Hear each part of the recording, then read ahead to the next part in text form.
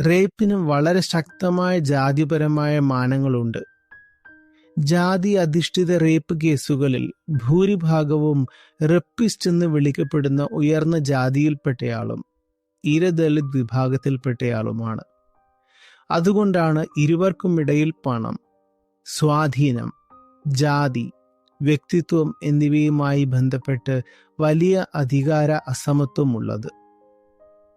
ഇരയെ ഒന്നുകിൽ ഭീഷണിപ്പെടുത്തി നിശബ്ദയാക്കുന്നു, അല്ലെങ്കിൽ വിലയ്ക്ക് വാങ്ങുന്നു. അതുമല്ലെങ്കിൽ അവളുടെ വീട്ടുകാർ തന്നെ മാനം, പരിശുദ്ധി, ബഹുമാനം എന്നിവയുടെ പേര് പറഞ്ഞ് അവളുടെ വായടപ്പിക്കുന്നു. ഇനി അവൾ പോലീസ് സ്റ്റേഷനിൽ പോയാൽ പോലും പോലീസ് അവളെ പരിഹസിച്ച് ഓടിക്കുകയാണ് ചെയ്യുന്നത്. അത്തരത്തിലുള്ള കേസുകൾ ഉണ്ടായിട്ടുണ്ട്. 1972 മധുര കേസ് വായിച്ചു നോക്കൂ. അവിടെ ഇര പോലീസ് സ്റ്റേഷനിൽ പോയി.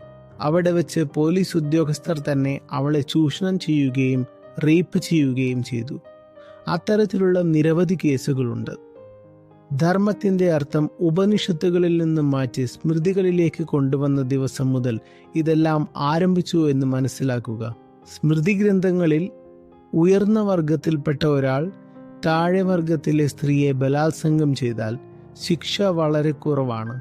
എന്നാൽ ഒരു ശൂദ്രൻ പോയി ഉയർന്ന വർഗം എന്ന് വിളിക്കപ്പെടുന്ന ഒരു പെൺകുട്ടിയെ, സ്ത്രീയെ ബലാത്സംഗം ചെയ്താൽ അയാൾക്ക് വധശിക്ഷ പോലും നൽകിയേക്കാം.